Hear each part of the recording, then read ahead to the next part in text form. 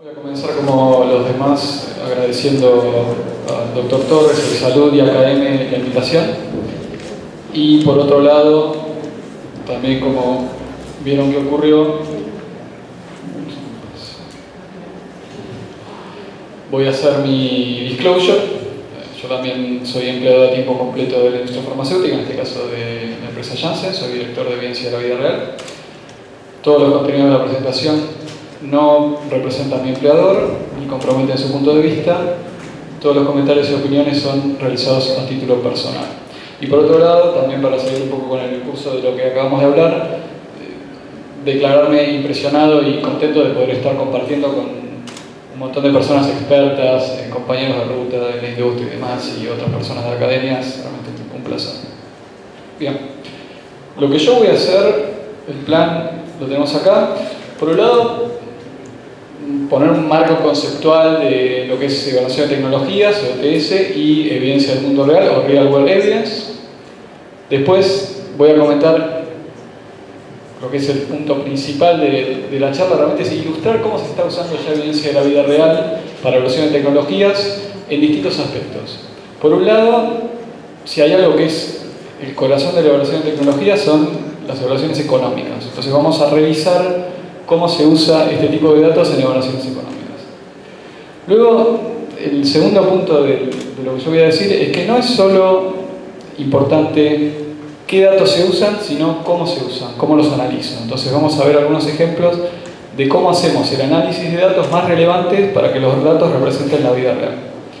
Y después vamos a hablar de algunos otros usos que tienen que ver con riesgo compartido y con desarrollo de evidencia una vez que una tecnología está siendo lanzada o está a punto de ser lanzada en un determinado mercado. Y algunas conclusiones con alguna pequeña agenda, digamos. Bueno, primero comentarles, esto lo hablábamos antes, Adriano presentaba una serie de definiciones. Uno de los primeros lugares donde se empezó a hablar del término evidencia de la vida real es en el mundo de la evaluación de tecnología y de los pagadores, el mundo del eSport. Entonces aquí tienen, esto es un artículo del año 2007, donde, bueno, ustedes saben, el eSport trabaja mucho con grupos de trabajo, Task Force, y este, bueno, es la Task Force de Real World Data o Real World Evidence. Ellos armaron un reporte que ya tiene una cantidad de años, va para los 10 años en un par. Bueno, en este artículo, que realmente es un buen lugar para comenzar a trabajar o para familiarizarse, para el que quiera familiarizarse más con este tema, tiene una buena estructura. Primero habla del contexto, y en el contexto mucho de esto tiene que ver con la demanda para desarrollar datos de evidencia de la vida real. O sea, esto no surge de una aproximación teórica, sino que realmente surge de una necesidad que se empezó a ver, y bueno, recién Leonora mostraba algunos guidelines en Canadá, etcétera, donde, bueno, esto viene ya de hace unos años. Después con una serie de definiciones que ahora voy a hablar, fuentes, que también voy a brevemente repasar, y después una serie de aspectos de importancia, limitación y consideraciones prácticas, quién tiene que recolectar la data, marco de gobernanza, etc. Es un buen artículo para introducirse. Entonces, primero, tengamos en cuenta que para entender evidencia de la vida real tenemos que pensar también en datos de la vida real. Son dos definiciones que vienen en tándem. Entonces, Real World Data son los datos o datos de la vida real, son datos recolectados fuera de lo que son los estudios clínicos aleatorizados o ECA, de los cuales acabamos de escuchar en extenso. Y evidencia de la vida real es lo que yo hago con esa información. O sea, esa información primero va a venir de distintas fuentes, ustedes lo tienen acá, que las voy a tener que integrar muchas veces, desde historia clínica, el papel, electrónica, datos de laboratorio, datos de utilización. Después eso lo voy a tener que combinar con determinados métodos analíticos. Pero lo más importante de todo es que esto lo voy a hacer para proveer un conocimiento y después que esto lleve a determinadas acciones que impacten tanto en los decisores clínicos, los proveedores, los médicos, los pagadores, los aseguradores, en este caso, o incluso los pacientes. Esto podría llegar a impactar también a ellos. Y aquí, viéndolo de otra manera, de nuevo, bueno, la definición es la misma que acabo de poner aquí. Aquí pueden ver una serie de fuentes. Como yo les decía, desde la historia clínica, en papel electrónica, registros, estos datos de utilización administrativos, encuestas de salud, generales o particulares, y también todo lo que tiene que ver con Patient Reported Outcome. Yo no estoy del todo de acuerdo con que necesariamente Patient Reported Outcome, resultados reportados por los pacientes, tenga que estar acá. Está en la definición que dan en la Task Force, porque es más bien un desenlace, ¿no? Que uno lo puede recolectar de distintas maneras, pero bueno, es la manera que está aquí presentado. Ahora vamos a hablar un poco de la evaluación de tecnologías, un aspecto más integral. Primero, esto es una definición que viene de un paper de Drummond y coautores. Tres momentos, ¿no? Por un lado, el tema del desarrollo de evidencia, digamos, para satisfacer aspectos regulatorios, o solamente una intervención, hablando de productos farmacéuticos, por ejemplo, puede llegar a funcionar en condiciones ideales, que es la que acabamos de mencionar en gran parte. Después está el tema de si realmente va a funcionar desde el punto de vista ya de un paradigma de medicina basada en la evidencia, con comparadores de la práctica clínica usual, etc. Esto va a impactar seguramente en las guías de práctica clínica, esto más de los 90, como ustedes saben. Y después tenemos el tema de si vale la pena utilizarlo con el uso de recursos que esto me va a implicar en un sistema de salud. Y ahí está el mundo de la evaluación de tecnologías. La evaluación de tecnologías no es necesariamente reducible a evaluación económica, hay componentes clínicos, epidemiológicos y hasta éticos que deben ser tomados en cuenta, pero sí podemos decir que la evaluación de tecnologías, el aspecto de evaluación económica es uno de los más importantes. Haciendo un viaje al año 2014, y gracias a la gente de Exenda, que es una consultora, tenemos una visión un poco más granular del proceso con las mismas categorías. Por un lado, tenemos distintos tipos de estudios, como estudios clínicos aleatorizados, SECA, Randomized Control Trial, las revisiones sistemáticas, de las cuales hablamos ahora. Aquí tenemos otro tipo de estudio, que es el Pragmatic Control Trial. Después tenemos aquí otras revisiones más integrales de distintos tipos de evidencias. Luego tenemos algunos otros, como por ejemplo, procesos, ¿no? El proceso de decisión, proceso para aprobar un producto. Después tenemos para tomar decisiones de cuidado individual y lo que puede tener que ver con todo lo que es cobertura y procesos de HTA y Comparative Effectiveness Research o estudios comparativos de eficacia. Entonces, todo lo que ven aquí, lo que está mostrando es que primero este es un ciclo continuo y que hay distintos aspectos que se van a influenciar el uno al otro. Y otra cosa que está poniendo, obviamente la evaluación económica y el impacto presupuestario que se hablaban antes dentro del corazón de la evaluación de tecnologías, pero ustedes fíjense cómo también, aquí hay un aspecto que hablaba Adriano antes, la cobertura con desarrollo de evidencia, que se alimenta de una serie de estudios, por ejemplo, estudios pragmáticos, estudios observacionales, y cómo todo de alguna manera se va interrelacionando en un proceso que termina siendo continuo.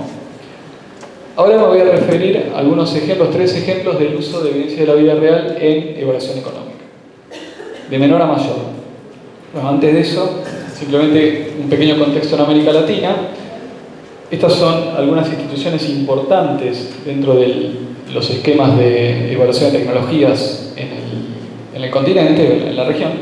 Por un lado, hay un estudio del año pasado de unos consultores que habla de CONITEC. CONITEC, ustedes saben, es la agencia que evalúa el reembolso de medicamentos y algunas otras intervenciones dentro del Plan Federal de Salud de Brasil, el SUS, Sistema Único de Salud. Y un estudio donde, trabajando con los distintos sometimientos, sobre todo para el reembolso de productos farmacéuticos, los dossiers, encuentran que en alrededor del 12% ya el CONITEC menciona la falta de evidencia de la vida real. No es un número súper alto, pero seguramente a medida que avance, cuando uno haga un corte, 2015, 2019, para mí, esto quizá lo podremos hablar en el futuro, este número va a estar probablemente más arriba. Si no es que la industria y otros productores de evidencia se ponen a la par de las necesidades. Por otro lado, el IMSS, que es el Instituto Mexicano de Seguridad Social, una de las instituciones, si no la más grande en número de aseguradores de la región, 40 millones de afiliados, ellos tienen una cantidad impresionante de registros. Y recientemente en ISPOR tuvimos oportunidad algunos de nosotros de escuchar a algunos investigadores del IMSS donde reportan el uso de algunas de estas fuentes de información para tomar determinadas decisiones. No son necesariamente muy visibles, pero es evidente que hay determinada actividad alrededor de la cantidad ingente de registros que tiene el IMSS. El IELTS, que es el Instituto de Evaluación de Tecnología de Colombia. Tiene un organismo que todavía está de alguna manera en definición su rol, creo que se va perfilando, y ellos también tienen por lo menos una clara vocación a preferir este tipo de evidencia en la vida real.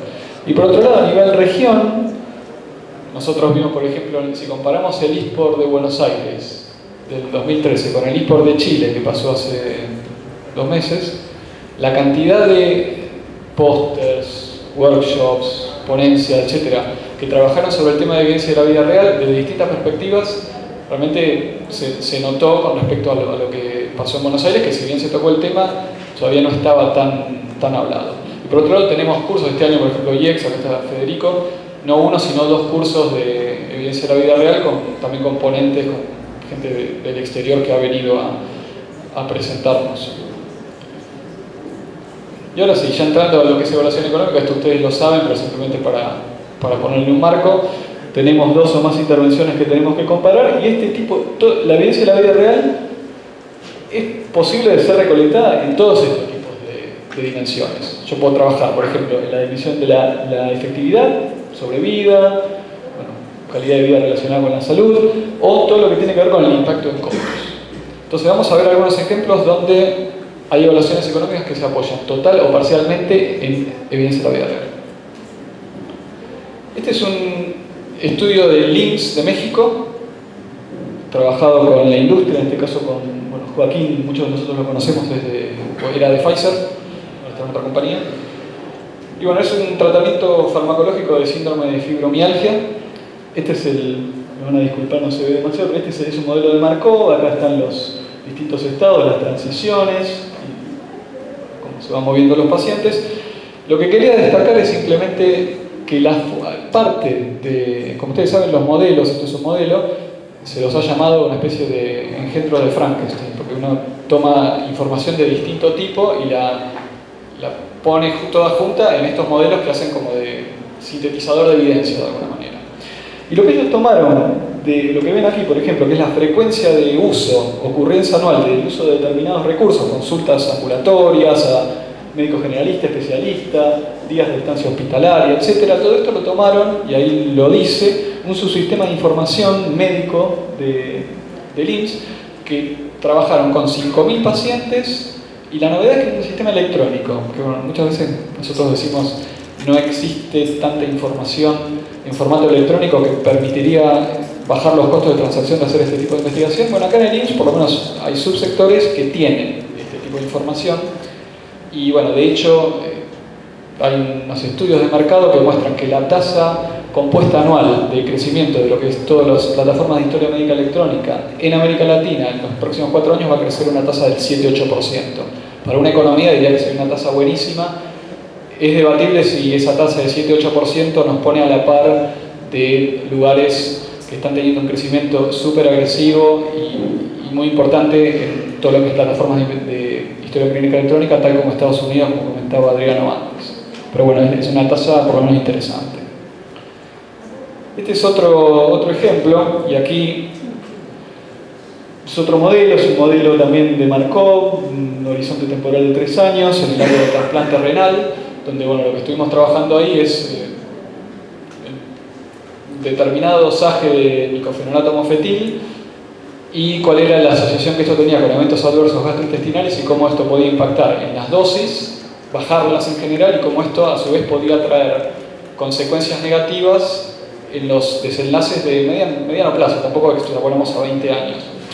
Estos son datos, lo que ven aquí, la parte de los datos de eficacia, que fueron trabajados con modelos de Cox, y la información sale de un registro de los Estados Unidos, que es el USRDS, o el registro de sistema renal de Estados Unidos, que tiene datos de un registro nacional de trasplantes y de diálisis que tienen en Estados Unidos, linkeados con datos de Medicare. Este es un registro que tiene en Estados Unidos ya, yo diría, unos 15 años. Así como hablaban antes, hablaba el doctor Novik, existe una institución que maneja el registro y que hace una publicación anual, que ustedes pueden bajar online, incluso una serie de reportes, pero también esta data, obviamente con la debida gobernancia y chequeos de la confidencialidad y demás, se pone a disposición de los investigadores. Entonces, ustedes ven que hay la productividad que se genera con esta data, que se está generando en Estados Unidos ya hace una serie de años. Es realmente impresionante la cantidad de publicaciones, de insights, de materiales. Cuando van a un congreso americano de trasplante está lleno de análisis que se pueden hacer, porque realmente tampoco tiene sentido que el que tiene los datos se siente sobre los datos, ya que la imaginación con la cual podemos llegar a aplicar esos datos supera lo que cualquier grupo de investigación solo puede llegar a tener. Realmente ellos entienden el valor de la cooperación y del compartir la data para aumentar el valor agregado a esa data en general, generando mucha más investigación. Y por último, esta es una evaluación económica en un tipo de linfoma no-Hodgkin.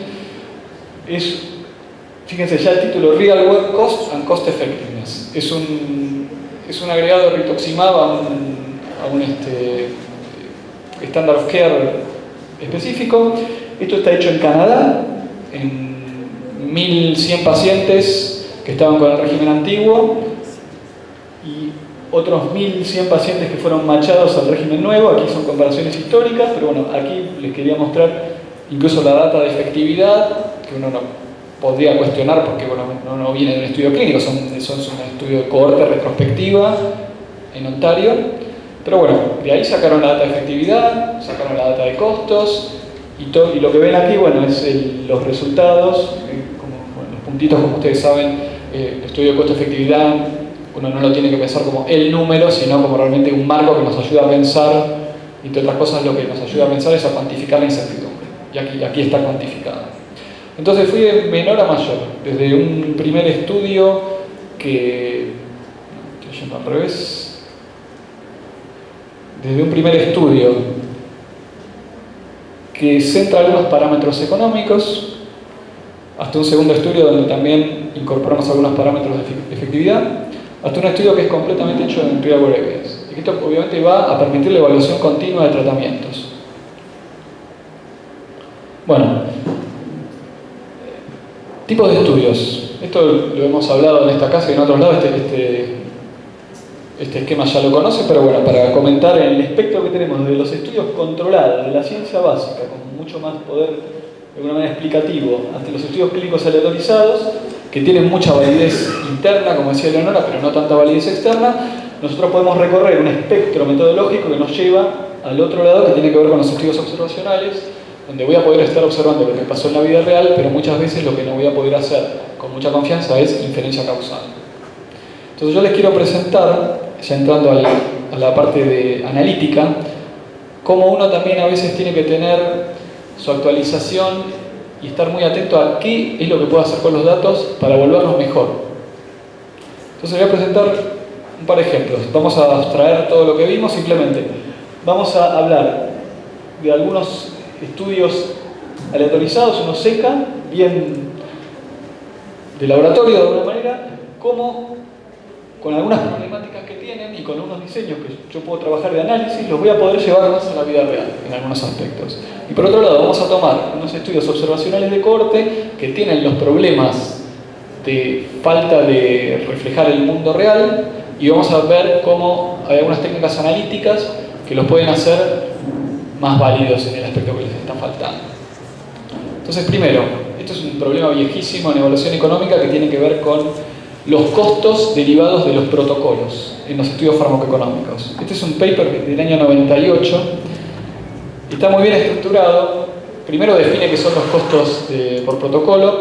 Bueno, simplemente tienen que ver con toda la utilización de recursos que yo artificialmente voy a estar asumiendo que tiene que ver con la vida real en un estudio aleatorizado, muy controlado, cuando en realidad tiene que ver con, por ejemplo, el seguimiento estricto que están teniendo los pacientes y a los cuales voy a obligar a venir, por ejemplo, en un régimen muy intensivo de visitas porque estoy haciendo determinadas mediciones que necesito hacer que tampoco pasan en la vida real, pero que me van a agregar costos que después, si los pongo en una evaluación económica, no van a ser de alguna manera representativo de la realidad. Hay una serie, una metodología y hay varios tipos de costos distintos que se pueden disparar, incluso costos por haber tenido mucha más vigilancia, esté tratando por enfermedades o por dolencias que yo no iba a tratar en la vida real. Entonces este es un problema que se conoce de hace mucho. ¿Cómo se puede controlar? Bueno, aquí hay una serie de técnicas. La primera es el modelado que ellos discuten. Y si ustedes van a papers de evaluación económica de fines de los 90, van a encontrar que muchas veces cuando se habla de modelado, uno de los aspectos que se destaca, incluso en libros seminales del área de evaluación económica, como los libros de Drummond, se menciona que a través del uso del modelado yo voy a poder estar moderando la implicancia de estos protocol driven costs. Hay otras maneras, y una cosa que ustedes fíjense, este artículo del año 98 ya menciona los estudios pragmáticos, menciona la palabra real world, o sea, no es que estamos hablando de nada demasiado nuevo. Lo que sí tiene que ver con real world, hay unos aspectos específicos que yo creo que merecen que hablemos de real world evidence per se como algo de alguna manera nuevo, que lo quiero tocar al final. Pero bueno, muchas de estas cosas no es demasiado nuevo bajo el sol. Hicieron una revisión de literatura no sistemática y encontraron que en, no sé, 15, 20 evaluaciones económicas, solo una reconocía explícitamente el problema de los protocol driven costs. Algunos otros no lo reconocían explícitamente y trataban de solventarlo, y otros no hacían nada al respecto. Pero esto es algo que tenemos que tener siempre en cuenta como un aspecto importante, que los SECA no me van a estar reflejando la vida real muchas veces en el tema de la parte de costos. Este es otro aspecto, y no voy a hablar no importa el ejemplo acá, sino que lo que importa es, ustedes saben que una asunción súper importante en epidemiología clínica es que los estudios clínicos aleatorizados los tengo que analizar por la intención de tratar, intention to treat. Eso quiere decir que los pacientes que yo aleatoricé a cada rama los voy a seguir y voy a contabilizar cómo le fue en cada una de las ramas, sin contar si hubo cambios de tratamiento y otros tipos de cosas. Entonces, pensemos lo siguiente: intención de tratar es un principio aceptado en epidemiología, es importante y de hecho nos puede llegar a proveer y nos va a seguir proveyendo información importante, y es la que hay que presentarle a la autoridad regulatoria. Pero imaginemos el siguiente escenario. Y esto está pasando también con la aceleración de la tecnología, medicaciones oncológicas en segunda o tercera línea donde no existe una alternativa, y voy a hacer un estudio donde tengo primero dos ramas, una placebo y una rama de control activo, y en el mundo ideal yo tendría el tratamiento control, donde bueno, los pacientes están libres de progresión durante un tiempo y después libres de mortalidad, bueno, aquí terminan muriendo. Y en la intervención, bueno, voy a demorar la progresión y voy a demorar la mortalidad. Este sería el verdadero efecto del tratamiento, si yo pudiera hacer el estudio clínico como lo toque hacer. Ahora, lo que va a pasar en la vida real es que como los pacientes no tienen alternativa, va a haber una altísima tasa de crossover, se van a cambiar. Entonces, los pacientes de control les va a ir mejor de lo que yo estaría esperando que les fuera si no hubiesen hecho el crossover, que va a ser por razones hasta humanitarias realizado. Y cuando vaya al estudio clínico, lo que voy a observar como diferencia va a ser esta, que es una diferencia más pequeña. Cuando después vaya a hacer la evaluación económica, ¿qué va a pasar? Obviamente, esto me va a impactar en coeficientes de costo-efectividad mucho más desfavorables por el impacto en sobrevida y quizás también en calidad de vida. Voy a diluir las verdaderas diferencias de tratamiento. Entonces, lo que se está empezando a hacer, es un área interesante, y disculpen la cantidad de palabras aquí, pero bueno, este es un paper, bueno, tiene un ejemplo que es un cáncer de estómago X con una droga que se llama sunitinib. Bueno, fíjense, vamos a leer un poco el caso. El primer análisis interino mostró que el tiempo a la progresión del tumor era significativamente más largo con sunitinib comparado con placebo. Entonces, había menor riesgo de progresión, un hazard ratio de 0,49, que es muy respetable, incluso era estadísticamente significativo. Cuando fueron al regulador y le mostraron el análisis de intención a tratar, se había diluido todo ese efecto y me daba 0,88, que aparte no era estadísticamente significativo. Pero fíjense lo que pasó: hubo una tasa de crossover del 84%. Y bueno, ¿por qué? Porque no había otro tratamiento disponible. Entonces es lógico lo que pasó. Entonces lo que hizo en este caso el fabricante es presentar unos análisis post-hoc. No es que presentó todo, ¿no? Hay que presentar todo. Estos análisis post-hoc fueron con un modelo que la verdad ese RPSFT es impronunciable, es algo como Risk Preserve Structure Failure Time, que bueno, tiene que ver con cómo crear un contrafactual. Ustedes saben, los historiadores les gusta trabajar con contrafactuales. Bueno, esta técnica estadística lo que hace es crear un contrafactual de cómo le hubiese ido a los pacientes en placebo si no se hubiesen pasado a la rama activa. Entonces les voy a mostrar que ahí, fíjense, lo que pasó, bueno, la parte del valor P no cambió, siguió siendo estadísticamente no significativo, pero fíjense que el hazard ratio se parece mucho más al 0,49, ¿no? De 0,51 que al 0,88. Y fíjense qué interesante lo siguiente, acá les muestro los datos.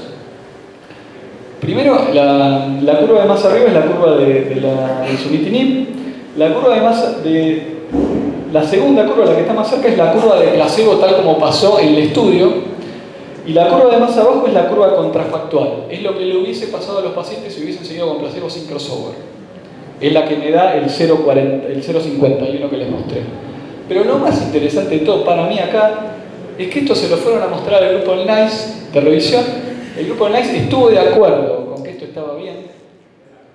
Les dijo que la metodología no era muy conocida, pero la estudiaron, tuvieron un diálogo entre iguales, entre metodólogos con quien hizo el análisis, y también lo que los puso tranquilos, lo que dijo tranquilos es esto, ¿no? Que no había tanta diferencia entre el 0,49 y el 0,51 que después probablemente se usó en el modelo de evaluación económica. Entonces, mi punto acá es que la innovación de evidencia de la vida real no solo tiene que ver con qué uso, dónde lo uso, sino cómo lo uso, que es este tipo de innovaciones analíticas. Bueno, este está muy bueno, que tiene que ver, es la otra parte, ¿no? El último ejemplo. Es tomar un estudio observacional y hacerlo más válido desde el punto de vista de la validez interna, de la inferencia. Entonces, este es un caso clásico, es un paper de Miguel Hernán, que es un epidemiólogo de un grupo de Harvard.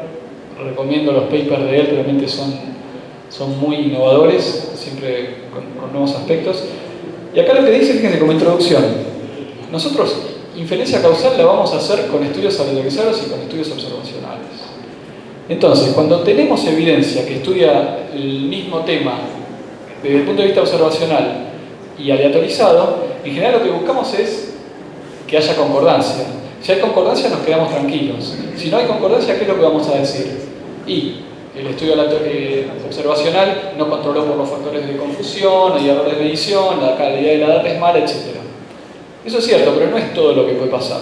Y el equipo lo demuestra con lo siguiente.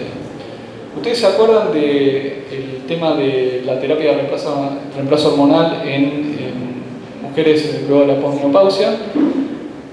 Y todos los temas que hubo ahí donde había estudios observacionales que probaban determinada protección en eventos cardiovasculares, si yo recuerdo bien. Y después vino un estudio que es el Women Health Initiative, que dio todo al revés, dio que usar estos tratamientos era riesgoso. Me van a disculpar aquí los médicos, que lo conocen bien, hay una serie de endpoints. El Women Health Initiative tenía una parte que era observacional, una parte que era intervencional. El Nurses Health Study es uno de los estudios que se hizo observacionales. Entonces fíjense, había como que nos daban distinto totalmente. Los estudios observacionales decían que la terapia era protectiva, los estudios observacionales aleatorizados, que no. Entonces, ¿qué hizo este grupo de Harvard? Bueno, lo que hizo es, primero fíjense, tomó los estudios, los dos estudios y los comparó. Lo que estuvo trabajando con esta data es la data del Nurses Health Study, que son puramente observacionales. Entonces lo que hizo, sobre todo lo podemos ver aquí, empezó a descomponer los datos en lo siguiente. Una de las cosas claves que hizo es, no tomó, como se estaba haciendo hasta ahora en los análisis del estudio observacional, los pacientes que eran usuarios actuales los pacientes usuarios actuales de la terapia, sino que tomó los nuevos usuarios a través de determinadas eras. Un estudio muy largo de 7-8 años. Entonces tomó cuáles eran los nuevos usuarios. Y aparte vio los efectos digamos, mediano o corto plazo, que son 0 a 2 años y más de 2 años. Fíjense, cuando hicieron eso, no hay diferencia entre los estudios. El problema era que el estudio observacional no estaba siendo analizado tratando de hacer una mímica de la intención de tratar y del estudio, de cómo fue analizado o de cómo es un estudio aleatorizado. Obviamente, esto vino con editoriales y demás, y bueno, uno de los editoriales interesantes que acompaña este paper, lo que decía es, bueno, tampoco nos creamos que con esto vamos a venir a reemplazar los estudios aleatorizados, por supuesto que no, esa no es la intención, pero por otro lado lo que decía es, realmente hay técnicas en las cuales nos tenemos que actualizar que nos permiten evaluar la data de una manera cada vez más responsable. Otro de los papers de este hombre, de Miguel Herrán, es con grandes datos viene una gran responsabilidad. O yo diría, no es Big Data en el sentido de Big Data, sino con datos cada vez más frecuentes, cada vez más abundantes en los sistemas de salud, tenemos una gran responsabilidad de analizarlos bien y de manera responsable, y de reanalizarlos en este caso como se hizo. Uno de los puntos que decía el editorialista es, yo no sé si el equipo de Harvard hubiese venido a analizar los datos así si no hubiésemos hecho este estudio que nos llamaba la atención. Probablemente no. Entonces, también para mostrar que los ECA nos van a estar acompañando siempre, pero que los estudios observacionales, y esto también tiene que ver con lo que decía Adrián, el tema de subvertir un poco esa pirámide tradicional de evidencia.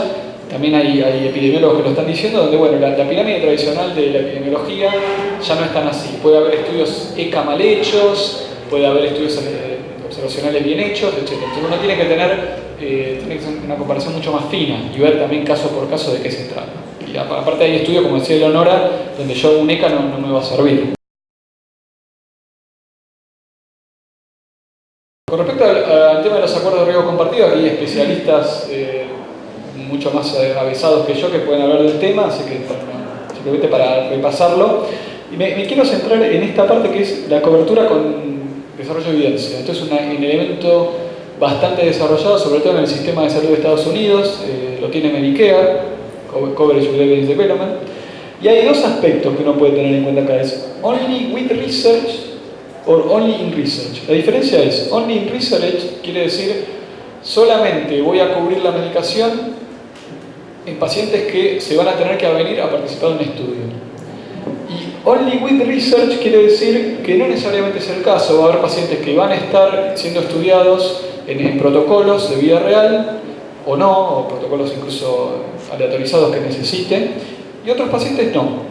Pero que al final de determinado momento yo me voy a juntar con el que produjo la evidencia, me voy a juntar con el fabricante, con el investigador, el sistema de salud, y voy a ver qué es lo que hago con esa información. O sea, un poco lo que también mencionaban antes de Adaptive License, puede ser un poco una idea también que tenga que ver con eso.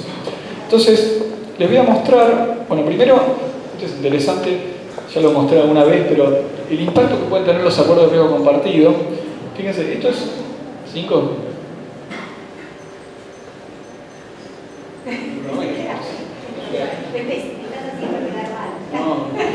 Fíjense, claro, fíjense, esto es un análisis sobre vida. El tiempo a la inclusión de unos productos oncológicos, en este caso en Vademecums en Italia. Fíjense que la diferencia si había formulario o no formulario, o formulario más estricto o menos estricto, no era tan importante. Lo que hizo una gran diferencia es si uno podía trabajar, por ejemplo, con un acuerdo de riesgo compartido, donde el tiempo a la inclusión de un medicamento se supone valioso, fue mucho menor. Esto probablemente permitió avanzar mayores beneficios para los pacientes, para el sistema de salud, comparado con esquemas más inflexibles donde no se pensaba en términos, digamos, tan innovadores. También es cierto que los acuerdos de riesgo compartido tienen su costo de transacción, hay una discusión en la literatura sobre si se están aplicando mucho o no, etc. Pero bueno, esto es un data de vida real sobre el impacto que tienen el uso de los mismos. Y este es súper interesante, así como hay, digamos, marcos de lo que es buenas prácticas de evaluación de tecnología, marcos de buenas prácticas de evaluación económica. Este es un paper reciente del grupo de Carl Claxton en York, donde lo que hace es desarrollar un esquema formal de los 7 pasos que uno debería recorrer para decidir y cuantificar primero si vale la pena entrar en uno de estos esquemas de Coverage with Evidence Development. Entonces, lo primero de lo que parte es si la tecnología es costo efectiva, porque como les decía, los modelos de costo efectividad, más allá del número que me van a ofrecer un marco desde el cual yo voy a poder cuantificar cuál es el potencial beneficio en salud ganada que yo puedo llegar a tener por desarrollar evidencia adicional para bajar la incertidumbre o eliminarla en base a determinados parámetros que no me permiten saber si en el fondo soy costo efectivo o no, o el riesgo que tengo. Entonces en este paper, que es un paper de 2015, desarrolla dos ejemplos. Este es un ejemplo es un device no invasivo para algo que tiene que ver con angina de pecho crónica, realmente no conozco la tecnología. Entonces fíjense, la probabilidad era bastante alta de que este device fuera costo efectivo, pero hay una cola acá de la distribución donde puede llegar a pasar que yo esté metiendo la pata, que realmente en vez de generar beneficio neto positivo, esté en beneficio neto negativo. Esta ecuación es la cantidad de qualis monetizados por un threshold menos los costos que me está saliendo esa tecnología implementarla. Entonces fíjense que incluso hay unas probabilidades del 5% de tener un black swan, ¿no? Un cisne negro, de realmente estar perdiendo muchos qualis en el sistema de salud. Entonces, en base a estos, y cuando uno hace toda la cuenta de toda la utilidad esperada, lo que yo me puedo estar perdiendo son unos 9.000 qualis en el sistema de salud que yo me podría estar perdiendo por no tener la mejor evidencia disponible. Entonces, partiendo de esto y recorriendo una serie de aspectos que tienen que ver con esto de aquí, que no hay tiempo de verlo ahora, realmente da para una charla de lo que es el valor esperado de la información perfecta, de la información imperfecta, de los parámetros que yo voy a medir y que voy a refinar a lo largo de la evaluación continua de tecnología que tengo que hacer. Pero bueno, hacen todo un desarrollo y también desarrollan otro ejemplo que es el uso de clopidogrel en otra patología, también cardíaca.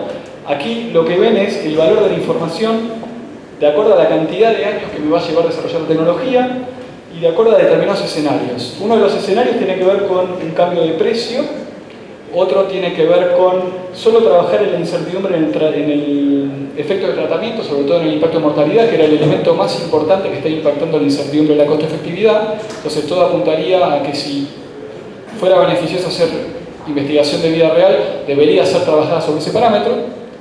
Y después el otro es si yo resolviera toda la incertidumbre, ¿no? Fíjense que acá hay incertidumbre relacionada también con la prevalencia, incertidumbre relacionada con los costos, que tenía mucho menos valor.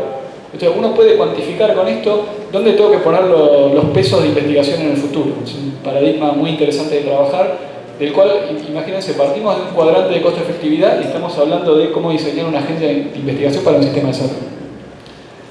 Entonces, bueno, rápidamente para una agenda, ¿no? Oportunidades de colaboración en evidencia de la vida real. Concuerdo con lo dicho anteriormente que vamos a modelos más colaborativos, lo digo de la industria también, no ya tanto de un sponsoreo y una relación asimétrica, sino de un trabajo codo a codo donde se puede aportar no solo recursos de tipo monetario, sino recursos humanos. Me parece muy importante. Entonces, un punto importante que tenemos que trabajar es trabajar en la aceptabilidad y la importancia que la gente entienda el awareness de lo que es real world evidence y dónde la podemos utilizar, con los ejemplos, por ejemplo, que les acabo de probar. El otro punto que acabo de ilustrar, las colaboraciones entre los distintos contrapartes del sistema de salud, por ejemplo, para construir infraestructuras de soporte de sistemas de información, compartir mejores prácticas, desarrollar estándares, etc. Y lo que hablaba previamente, ¿no? El tema de la estandarización de los sistemas y de los métodos, a mí me parece también que debería ser el punto número uno en una agenda inmediata de trabajo.